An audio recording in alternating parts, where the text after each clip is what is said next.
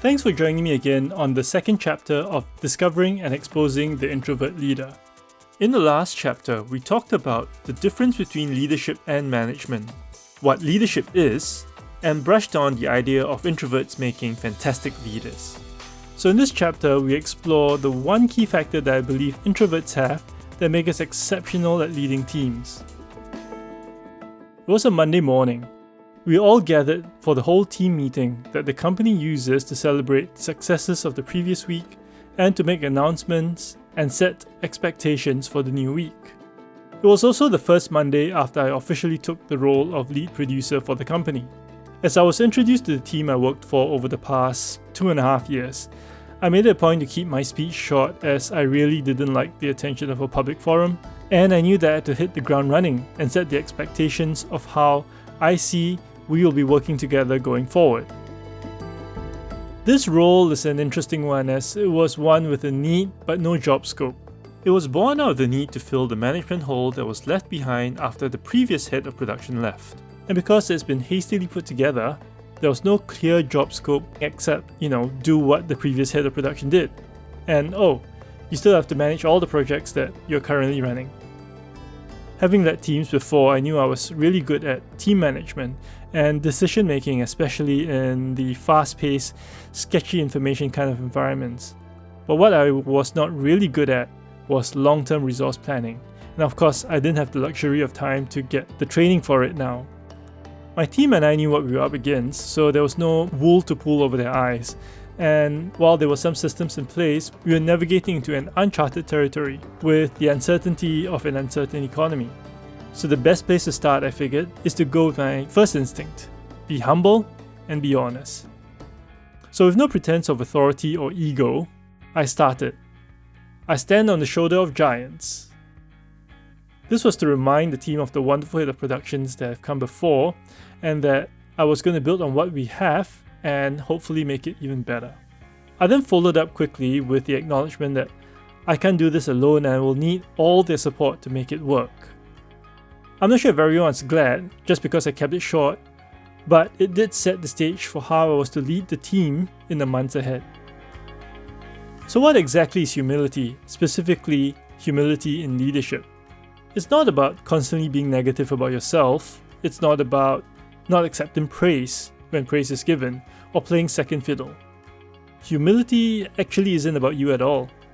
To take the definition of a masterclass.com article that I read and really like, humble leadership is the ability to consider the opinions of others, act with self-awareness, and lead from a spirit of generosity. Let's break it down. The first thing is to be able to consider your team's opinions, knowledge, and experiences, and that they are valuable. Regardless of whether you've been promoted because you're the best at your job, there are always gaps in knowledge, and your team, who are still at the coalface every day, may see perspectives that you don't and have knowledge that you did not realize. In many instances, you may not actually be across every aspect of a specific task or job. For example, as mentioned, I'm certainly not the best person to entrust long-term team resource management. So I had to rely on my team's opinions to ensure that we have the resources to get the work done. And the number of times I have learned something new from my team has given me so much appreciation for their dedication and innovation. So being the boss doesn't make you always right. What it does mean is that you have to make the right decisions with the knowledge you have. And the only way to have all the facts is to listen to the opinions of your team. And that can only happen if you have self-awareness of your own limitations, recognize when you are right, and most importantly, recognize when you are wrong. A good example of this is how Steve Jobs, who has the unfortunate reputation, however incorrectly, of being someone who shapes all the Apple products in his image, his reputation of seemingly getting it right all the times is really because he challenges his team to challenge him. And while he has his opinions, he's keenly aware that he can be wrong, and the decisions that he makes are based on a group of leaders who he trusts to tell him so. Both the acceptance of others' opinions and the self-awareness comes from a spirit of generosity. The generous spirit is where both self-awareness and openness to others' opinions stem from. Generosity opens up spaces, not physical ones, but interaction spaces where the team feels safe to have a free flow and exchange of opinions and knowledge.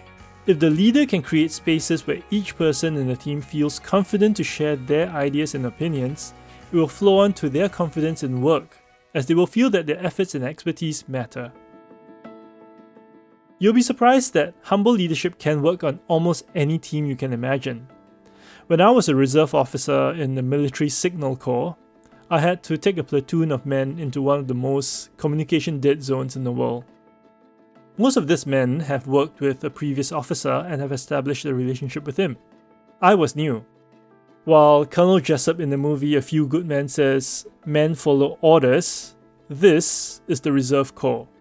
These men are not career military personnel. They are made up of people who may be civilian leaders, run organizations and businesses. So while they may follow orders, they may not always be to the T.